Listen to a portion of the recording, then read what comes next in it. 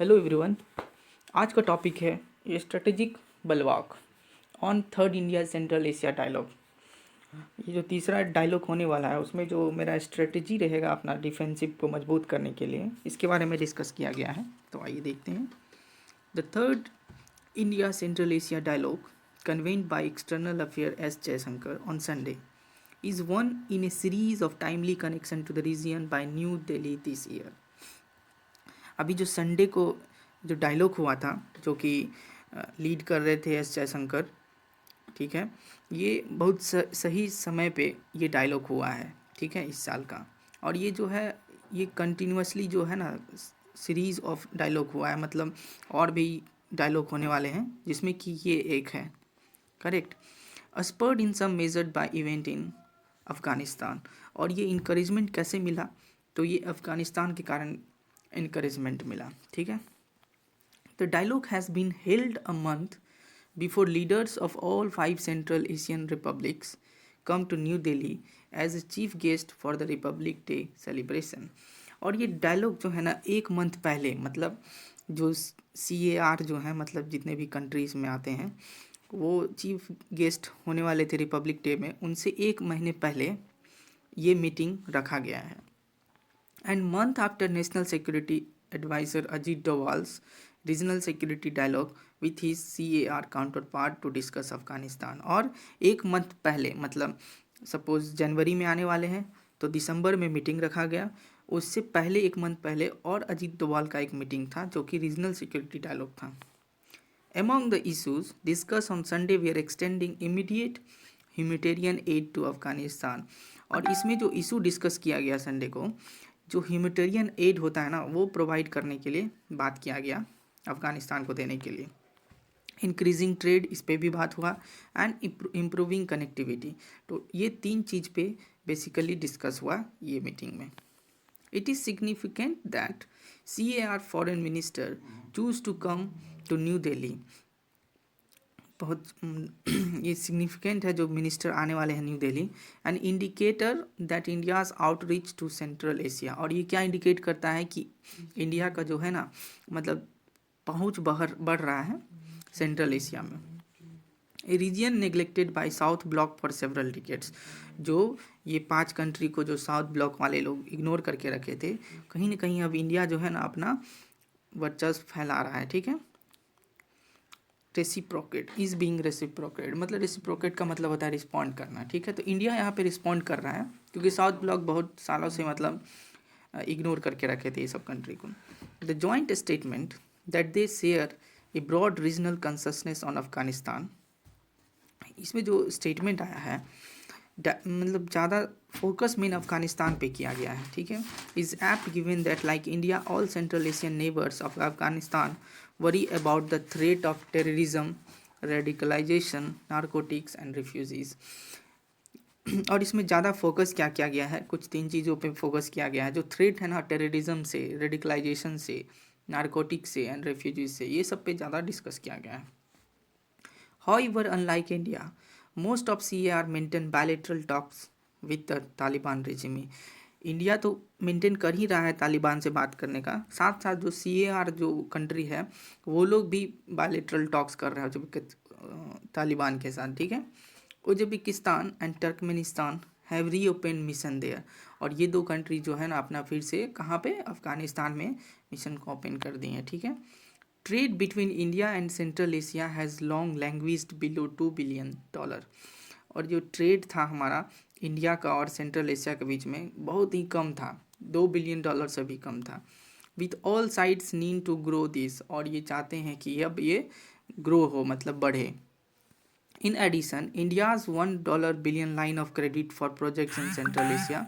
और इंडिया की तरफ से जो $1 बिलियन लाइन ऑफ क्रेडिट दिया गया है सेंट्रल एशिया को।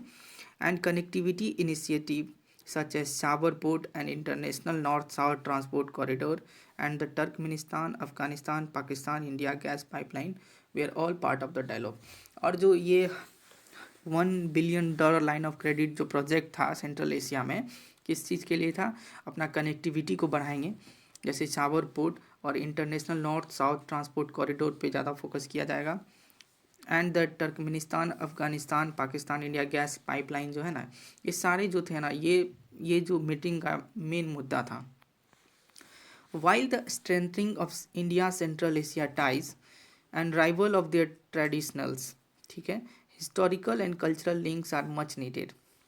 ये जो अगर इंडिया को अपना स्ट्रेंथन करना है, अपना टाइज को बढ़ाना है, मजबूत करना है, तो सब चीज़ पे ध्यान देना पड़ेगा. हिस्टोरिकल भी देखना पड़ेगा और कल्चरल लिंक्स को भी ध्यान देना पड़ेगा.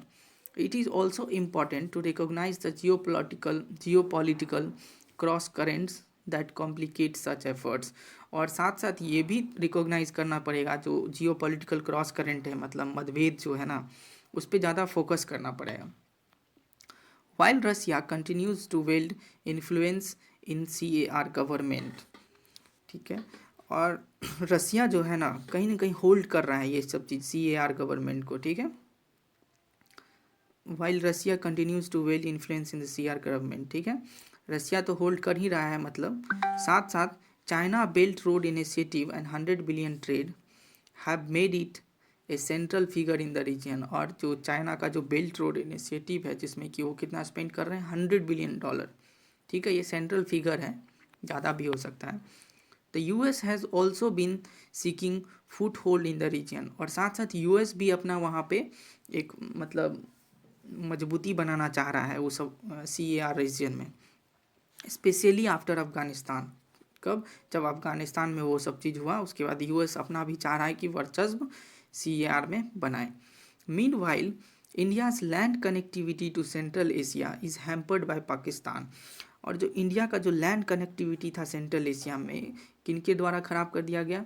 पाकिस्तान के द्वारा, कुछ कारण से नहीं हो पाया. Which is building a strong link transit trades agreement which each other of the CAR. मतलब CAR के जो मतलब लैंड कनेक्टिविटी था ना इंडिया का, वो पाकिस्तान के द्वारा ख़राब कर दिया. मतलब कुछ एग्रीमेंट हुआ होगा, प्रॉब्लम हुआ होगा, ठीक है. द अल्टरनेटिव रूट्स, अब इनको तो अल्टरनेटिव रूट्स खोजना ही पड़ेगा. वाया ईरान चावर, जो कि ईरान चावर की तरफ से है, has received a setback after the Taliban take over of Kabul. और ये सेटबैक मतलब इनको वापस जाना पड़ा. इनके पास जो अल्टरनेटिव था ईरान चावर पोर्ट का, वो भी इनको वापस जाना पड़ा. किनको? इंडिया को, क्योंकि तालिबान जो है ना काबुल को टेक ओवर कर लिया.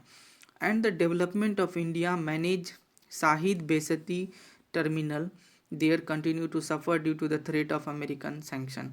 और एक और बचा था जो टर्मिनल था, बेहसती टर्मिनल, वो भी नहीं हो पाया क्योंकि अमेरिकन का वहाँ पे सैंक्शन लगा हुआ था. While India has strengthened ties with other part of the Asia. लेकिन इंडिया जो है, जो एशिया के अदर पार्ट में है ना, उससे अपना टाइज को मजबूत कर रहे हैं. It must now redouble its efforts towards Central Asia. और इंडिया को अपना जो एफर्ट्स है ना रीडबल करना पड़ेगा सेंट्रल एशिया के तरफ. If it is to counter the great game rivalries playing out in the region. अगर किसको काउंटर करना है? जो उनका राइवलरीज है, ठीक है, अगर उनको काउंटर करना है तो अपना एफर्ट को रीडबल करना पड़ेगा. And reclaim it's shared history. और उनको वापस लेना पड़ेगा जो हिस्ट्री है इंडिया और एशिया के साथ, ठीक है, with countries that are an important market. मतलब जो इम्पॉर्टेंट मार्केट है ना सेंट्रल एशिया में, तो वो सब के साथ अपना अच्छे से पकड़ बनाना पड़ेगा. A source for energy and also a bulwark against the threat of extremism and radicalisation. और साथ साथ जो है ना अपना एक स्ट्रॉन्ग डिफेंसिव वाल भी क्रिएट करना पड़ेगा, जिससे कि बचा जा सके किससे? एक्सट्रीमिज़म से, जो उग्रवादी सब होते हैं, एंड रेडिकलाइजेशन से. ओवरऑल आज का यही था टॉपिक. Thank you.